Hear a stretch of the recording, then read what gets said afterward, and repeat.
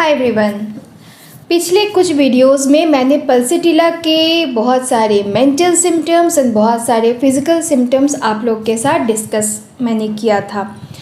आज मैं इस वीडियो में क्लिनिकल प्रेजेंटेशन आप लोग के साथ डिस्कस करना चाहती हूँ कि कोई पेशेंट अगर हमारे क्लिनिक में आता है तो हमारे सामने जब बैठता है तो हम कैसे समझ पाएंगे सिर्फ देख के कि जो हमारा पेशेंट है वो पल्सिटिला का है।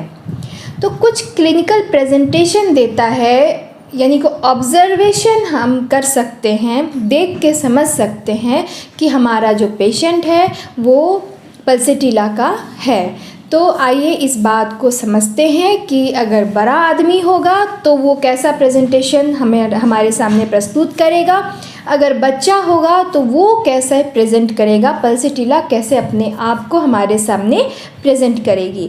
तो before starting this video let me introduce myself first. I am Dr. Monica Gupta. I am third generation homeopath of my family, working as medical officer under Bihar government, and also I am practicing homeopathy for more than 20 years.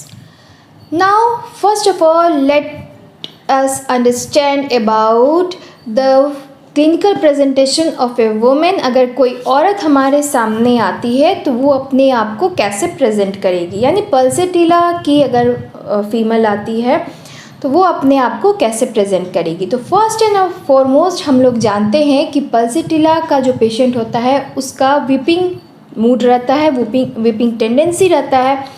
तो हमें ये मिल सकता है कि हमारा जो patient है वो अपने बातों को हिस्ट्री लेते वक्त रो के अपनी बातों को आपके साथ शेयर करेगा या करेगी। तो ये जो सिम्टम है ये बहुत मायने रखता है, क्योंकि बहुत सारा पेशेंट जो है वो अलग अलग प्रेजेंटेशन हमारे सामने देता है। कोई पेशेंट बहुत जल्दी घुलता मिलता नहीं है, अपने आप को ओपन नहीं करता है।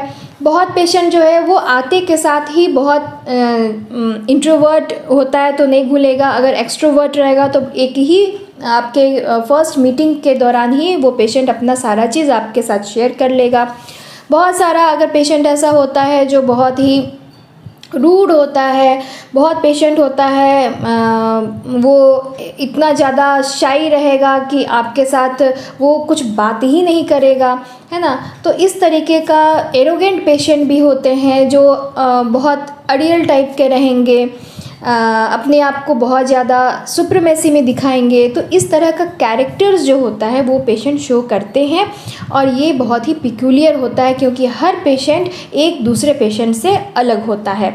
तो पल्सिटिला की जो लेडी होगी वो वीपिंग वाइल टेलिंग हिज और हर कंप्लेन, अपने कंप्लेन को कहते वक्त वो हमेशा रोएगी या रोने ऐसा उसका मन करेगा, लेकिन रोएगी ही, ये एक टेंडेंसी रहता है पिक्यूलियर पल्सिटिला लेडी का। सेकेंडली है कि ऐसा नहीं अगर मिलता है तो ऐसा ज़रूरी भी नहीं है कि हर पेशेंट आपका पल्सिटिला का रोने ही लगे, लेकिन अगर रोता है तो आपको पल्सिटिला के बारे में सोचना चाहिए, मैं ये कहना चाह रही हूँ। सेकेंडली, बहुत ही डिफ़िकल्ट होता है पल्सिटिला पेशेंट से कंप्लेन को निकाल लेना, बिकॉज़ उसका जो कंप्लेन होता है वो हमेशा चेंजिंग होता है। तो difficulty to get symptom as it is always changing. तो हम जानते हैं कि उसका जो मूड होता है वो बिल्कुल चेंजिंग होता है। तो पल्सिटिला का पेशेंट को जब आप कोई सिम्टम पूछने जाइएगा तो वो ऐसा जवाब देगा कि आप कंफर्म नहीं कर पाइएगा कि पेशेंट बोल क्या रहा है। तो कैसे, जैसे कि दर्द के बारे में अगर आप पूछते हैं पेशेंट से तो वो बोलेगी हाँ डॉक्टर साहब कभी यहाँ होता है, कभी यहाँ होता है, कभी पेट में होने लगता है। तो कंफर्म कोई बात वो आपको नहीं बताएगी, हमेशा उसकी बात में चेंजेबिलिटी आपको नज़र आएगी। तो ये सिम्टम है भी, चेंजेबिलिटी ही पल्सिटिला की पहचान है। तो ये जब रहता है तो सिम्टम कलेक्ट करने में भी बहुत डिफ़िकल्टी होती है।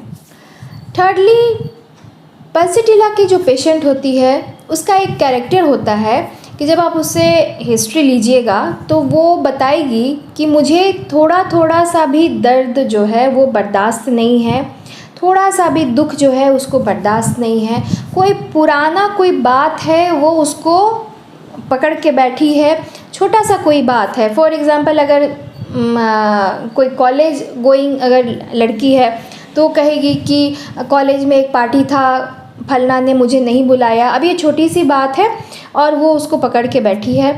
तो इस तरीके का नेचर पल्सेटिला का होता है कि उसको थोड़ा सा भी दर्द बर्दाश्त नहीं होता है और वो थोड़े से भी दुख को, पुराने किसी दुख को लेके आज कंप्लेन आपसे कर रही है और वो बताएगी कि ये जो बहुत पुराना ये बात था वो मुझे अभी भी परेशान करता है।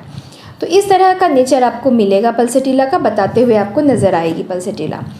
जो भी बात बोलेगी वो पिटी वे में बोलेगी। पिटी वे में मतलब कि बहुत ही ऐसा लगेगा जैसे कि आपको उसके ऊपर दया आ जाएगा, ऐसे चेहरा बना के बोलेगी, ऐसा मासूमियत से बोलेगी कि आपको उसके ऊपर दया आ जाएगा। तो ये बड़ों के केस में भी हो सकता है, बच्चों के केस में भी हो सकता है। तो टेल हिज कंप्लेन और टेल हर कंप्लेन इन ए पिटी वे। तो पिटी वे यानी कि ऐसा तरीका जिससे आपको उस पर दया आ जाए। कैमोमिला की तरह नहीं, कैमोमिला का बच्चा जैसा कि बहुत इरिटेबल होता है, उसको देख के आपको बहुत अंदर से इरिटेशन आपको खुद के भी होने लगेगा, तो ऐसा नहीं। पल्सेटिला अगर आपको कुछ अपना कंप्लेन बता रही है तो आपको उसके ऊपर दया आने लगेगी, भले ही वो बात सच हो या गलत हो, लेकिन आपको उस वक्त उसके ऊपर दया आएगी। सेकेंडली, बेगिंग, बार्गेनिंग, ये नेचर उसका रहता है। तो बेगिंग क्या, भीख मांगना यहाँ नहीं है। भीख मांगना मतलब कि वो अपनी तकलीफ़ों को दूर करने के लिए आपसे बोलेगी कि आपके पास तो बहुत सारे पेशेंट आते हैं, आपने सबका तकलीफ़ दूर किया है, मेरा भी तकलीफ़ दूर कर दीजिए। इस तरीके से बेगिंग वो आपसे करेगी। या फिर कभी कभी पेशेंट आपको ऐसा मिल सकता है कि वो बोलेगा या बोलेगी कि मेरे पास पैसा नहीं है, आप पैसा कम कर दीजिए, मैं आपको और भी पेशेंट भेजूंगी या भेजूंगा। इस तरह से बेगिंग नेचर उसका रहता है। सीकिंग अटेंशन के कारण, मतलब कि वो चाहती है कि आप उसके ऊपर ध्यान दीजिए।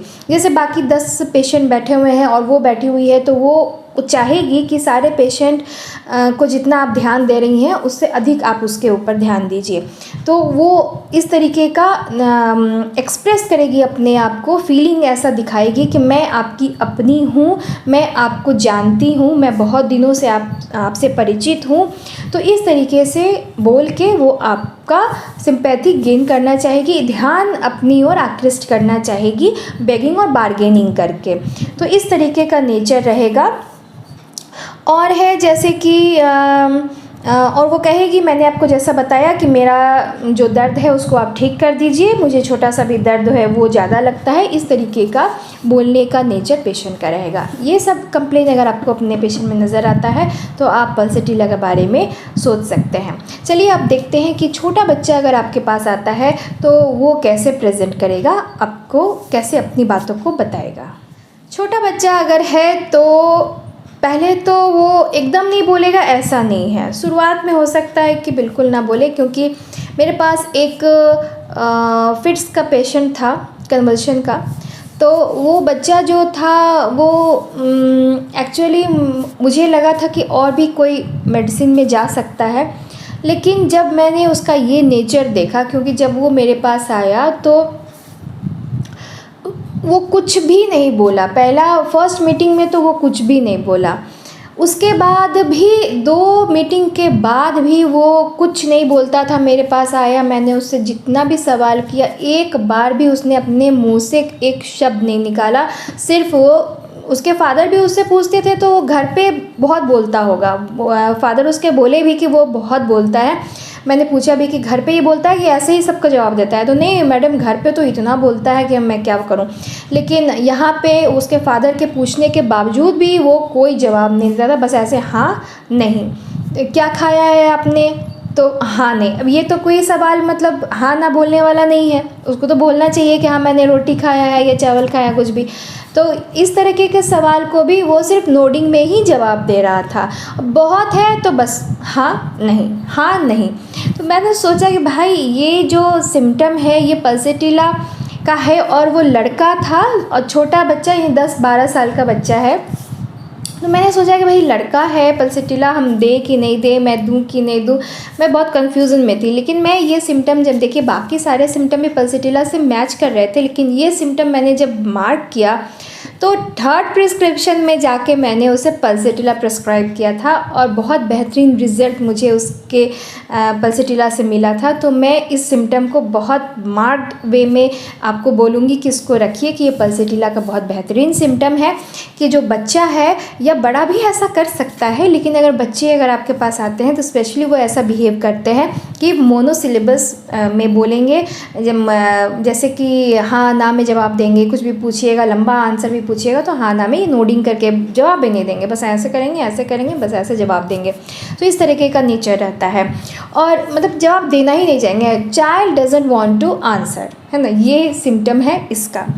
उसके बाद है कि जैसे वीपिंग टेंडेंसी होता है तो इसमें भी आपको वीपिंग टेंडेंसी मिलेगा। बच्चे अगर बोल रहे हैं, आंसर दे रहे हैं तो रोने लगेंगे बोलते बोलते, और पेशेंट बोल सकता है कि ये कोई भी अपना बात बोलते बोलते ये इतना रोता है कि वॉमिटिंग हो जाता है, तो रो रो के वो वॉमिटिंग भी कर सकता है। इस तरीके का बच्चा आपको मिल सकता है। देन आपके क्लिनिक में अगर खिलौने आप लोगों ने रखे हैं बच्चों लोगों के लिए खेलने के लिए, सॉफ्ट टॉयज़ अगर है, तो अगर बच्चा है, कुछ बच्चे क्या है कि बंदूक होगा वो उससे खेलेंगे, या फिर कुछ और हार्ड टॉयज़ है उससे खेलेंगे। लेकिन ये जो पल्सेटिला का अगर बच्चा होगा, ये लड़का हो या लड़की हो, ये सॉफ्ट टॉयज़ खोजेगा। तो हो सकता है कि डॉल्स से नहीं खेले, लड़का है तो डॉल से नहीं खेले, लेकिन जो भी सॉफ्ट टॉयज़ होगा, जैसे कि मान लेते हैं कि कोई सॉफ्ट टॉयज़ में कैसे है, जैसे कि कोई टेडी बियर, इस तरह का जो सॉफ्ट टॉयज़ होता है उससे खेलेगा। तो पल्सेटिला के बच्चों को सॉफ्ट टॉयज़ पसंद होता है। क्लिंगिंग नेचर होता है, तो जो भी उसका गार्जियन होगा, साथ में माँ हो सकती है, फादर हो सकते हैं, दादा दादी हो सकते हैं, जिससे पेशेंट बहुत लगाव रखता है। मैंने आपको जैसा इसके पहले बहुत सारी वीडियो में बताया कि क्लिंगिंग नेचर जो पल्सेटिला का होता है वो कैसा होता है, क्यों होता है, ये सारा मैंने डिस्कस किया है। तो क्लिंगिंग नेचर आपको साक्षात दिखेगा जब भी पेशेंट आपके क्लिनिक में आएगा, बैठेगा, तो आपको लगेगा कि जो बच्चा है वो अपनी माँ के पास चिपक के बैठा है ना। और अगर खेलेगा भी, अगर थोड़ा सा अगर ये सिम्टम नहीं मिला, अगर देख रही हैं कि टॉयज़ से थोड़ा अट्रैक्ट हो रहा है, तो वो फिर जाकर सॉफ्ट टॉयज़ की तरफ अट्रैक्ट होगा। तो इस तरीके से ज़रूरी नहीं है कि सारे ही सिम्टम आपको मिल जाए एक पेशेंट में, लेकिन कोई ना कोई जो पिक्यूलियर सिम्टम है वो पेशेंट में मिलता ही है। तो आपको ये चीज़ ध्यान में देना होगा।